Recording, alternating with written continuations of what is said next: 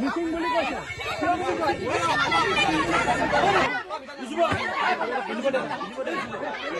কিবা পিন্ধিব না তাই কিবা পিন্ধিব দে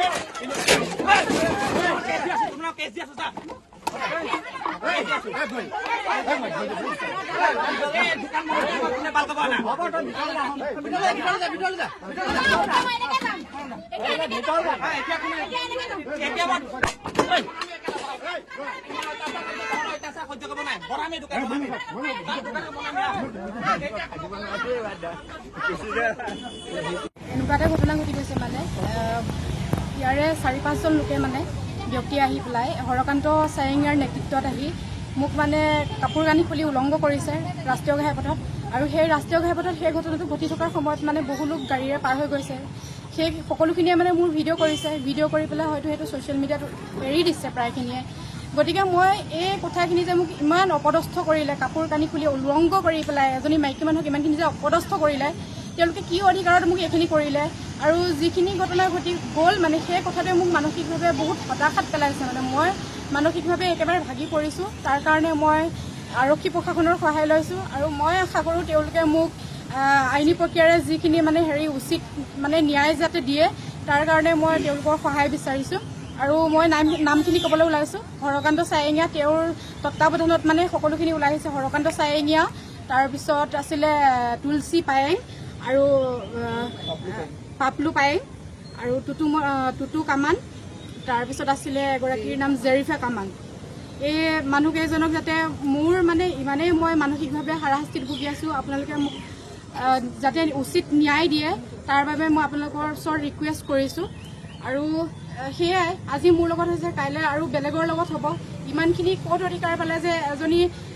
নাৰীক মানে এনেদৰে অশ্লীলভাৱে তেওঁলোকে মোক গালি গালাজ কৰাৰ উপৰিও মানে কাপোৰ কানি খুলি মোক উলংঘ কৰি পেলাই হত্যা কৰাৰ মানে চেষ্টা কৰিছিলে তেওঁলোকে হত্যা কৰাৰ চেষ্টা কৰিছিলে গতিকে এইখিনিয়ে কথা মোক মানে উচিত যাতে ন্যায় দিয়ে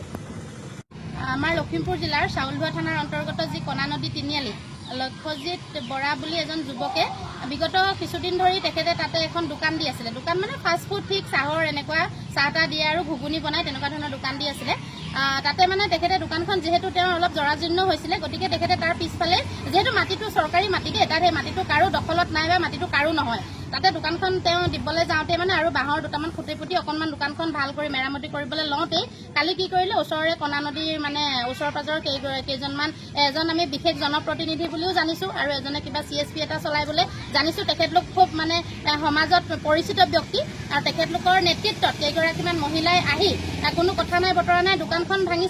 ভাঙিছে বাৰু সেইটো প্ৰশাসনে বিচাৰ কৰিব প্ৰশাসনৰ আওতাত আছে সেইটো আমাৰ চাৰ্কুল অফিচাৰে ক'ব যে মাটিটো কাৰ কোনে ল'ব সেইটো আমাৰ কথা ক'ব লগা নাই কিন্তু লক্ষ্যজিৎ বৰাৰ পত্নীক তেওঁলোকে ৰাজহুৱা স্থানত এই আমাৰ 15 নং ৰাষ্ট্ৰীয় ঘাইপথৰ কিনাৰত কাষত তেখেতলোকে সম্পূৰ্ণ দিনৰ পোহৰত প্ৰায় 2:30টাৰ পৰা 3টাৰ ভিতৰত কাপোৰ কানি খুলি সম্পূৰ্ণ উলংঘ কৰি দিলে আৰু এই কাজিয়াৰ সূত্ৰপাত হৈছে কিন্তু দোকানখনৰ পৰা আমি সেইটো ক'বলৈ নাযাওঁ যদি দোকানখনৰ মাটিটো লক্ষ্যজিৎ বৰাই নেপায়ো তাৰ কাৰণে যদি লক্ষ্যজিৎ বৰাই দুৰ্নীতি কৰিছে তেওঁ জেললৈও যাওক আমাৰ ক'ব লগা তাত কথা নাই কিন্তু ৰাজহুৱা স্থানত এগৰাকী নাৰীক এনেকে সকলো ৰাইজৰ সন্মুখত কিয় উলংঘ কৰিব আমি সেইটোতে লাগিছোঁ গতিকে আমি ক'ব বিচাৰিছোঁ যে নাৰী কি মানে কি বুলি ভাবিছে নাৰী খেলৰ পুতলা বুলি ভাবিছে নেকি কাৰোবাক মন গৈছে লৈ গৈছে ক'ৰবাত ধৰ্ষণ কৰি পেলাই দিছে মাৰি দিছে কাৰোবাক মন গৈছে লৈ গৈছে মানে লিভিঙত আছে ক'ৰবাত ভাড়াঘৰত নিছে মাৰিছে কাটি টুকুৰা টুকুৰ কৰিছে বস্তাত ভৰাই নদীত পেলাই দিছে এগৰাকী মহিলাক কালি আমাৰ স্থানীয় জেগাত তেখেতক মন গৈছে উলংঘ কৰি দিছে এটা কথা আমি ক'ব বিচাৰিছোঁ এগৰাকী মহিলা হিচাপে যে এগৰাকী মহিলাক উলংঘ কৰা মানে কিন্তু সমূহ নাৰী জাতিটোক উলংঘ কৰা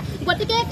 আজি লক্ষ্যজিৎ বৰাৰ পত্নী উলংঘ হৈছে কাইলৈ ৰাজহুৱা স্থানত বেলেগ এগৰাকী মহিলাক উলংঘ কৰিব গতিকে আমি এইটো কথা ক'ব বিচাৰিছোঁ যিহেতু আইন তেওঁলোকে হাতত তুলি ল'ব নালাগে এইটো মানৱ সেৱাৰ যিটো তেওঁলোকে আইন আছে সেই আইন উলংঘা কৰিছে গতিকে যিকেইজন ব্যক্তিৰ নেতৃত্বত যিকেইগৰাকী মহিলাই মানে তেওঁলোকে আইন হাতত তুলি এগৰাকী মহিলাক ৰাজপথত উলংঘ কৰিছে সেইকেইগৰাকী মহিলাক কিন্তু আমাৰ আইন প্ৰশাসনে দৃষ্টান্তমূলক শাস্তি দিয়ক যাতে অকল বেটী বচাও বেটী পঢ়াও শ্লোগানতে আমি সীমাবদ্ধ নেৰাখি এগৰাকী নাৰীক সন্মান কৰিবলৈ শিকিব লাগিব আৰু নাৰীৰ অবিহনে যে এখন সমাজ কেনেকৈ পৰিচালিত হ'ব আমাৰ সকলোৱে জানে গতিকে মহিলাগৰাকীয়ে যিগৰাকী মহিলাৰ ওপৰত এইটো কালি অমানৱীয় ঘটনা বুলি ক'ব লাগিব পশুসুলভ ঘটনা বুলি ক'ব লাগিব। এজন মতা মানুহে কেতিয়াও এগৰাকী মহিলাক ৰাজহুৱা স্থানত, বিশেষকৈ বেলেগ এজন পুৰুষে, নিজৰ স্বামীয়েও নোৱাৰে। আজিকালি এনেকুৱা আইন আছে, নিজৰ স্বামীয়েও ৰাজহুৱা স্থানত নিজৰ পত্নীক বা ভিতৰত হ'লেও শাৰীৰিকভাৱে টাচ কৰিব নোৱাৰে। তেনেস্থলত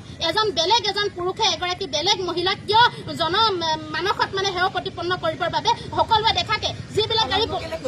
15 নং ৰাষ্ট্ৰীয় ঘাইপথত যিবিলাক গাড়ী কৰিছে, সেই গাড়ীবিলাকে কি কৰিছে, ভিডিঅ' কৰি গৈছে এনেকে মোবাইলত। সেই ভিডিঅ'টো ভাইৰেল হৈছে, কোনোবাই নকৰিলেও কোনোবাই ভাইৰেল কৰিছে। যদি এই মহিলাগৰাকী কাইলৈ সেইটো কাৰণে আত্মহত্যাৰ দৰে পথ বাছি ল'ব লগা হয়, তেতিয়াহ'লে কিন্তু সম্পূৰ্ণৰূপে তেওঁলোক জগৰীয়া হ'ব। আৰু আত্মহত্যা নকৰিলেও মানুহগৰাকী মানসিকভাৱে যি হতাশাত ভুগিছে, তেওঁ এই হতাশাটো ভাল হ'ব, সুস্থিৰ হ'বৰ কাৰণে যথেষ্ট দিন লাগিব। গতিকে আমি চাউলধোৱা আৰক্ষী প্ৰশাসনৰ আৰক্ষী বিষয়া মহোদয় তথা আমাৰ লখিমপুৰ জিলা আয়ুক্ত মহোদয়কে ধৰি মানে আমাৰ আৰক্ষী যি অধীক্ষক মহোদয়, সকলোকে আমি অনুৰোধ জনাইছো যাতে এই মহিলাগৰাকীক উচিত ন্যায় দিয়ক। আৰু মাটিবাৰী কেছটো আমি থৈ দিলোঁ, মাটিবাৰী কোনোবাই পায় কোনোবাই নাপাওক, আমাৰ সেইটো বিচাৰ্যৰ বিষয় নহয়, আমি সেইটোলৈ নাযাওঁ। কিন্তু মহিলাগৰাকীক উলংঘ কৰাৰ কাৰণে সেই মহিলাগৰাকীয়ে কিন্তু শাস্তি পাব লাগিব। আৰু যদি এই মহিলাগৰাকীক উলংঘ কৰা ব্যক্তিসকলে শাস্তি নাপায়, তেতিয়াহ'লে কিন্তু আমি যি কৰিব লাগে, আমি সকলো মহিলা প্ৰয়োজন হ'লে আমি ৰাজপথলৈ ওলাই আহিবলৈ আমি বাধ্য হ'ম।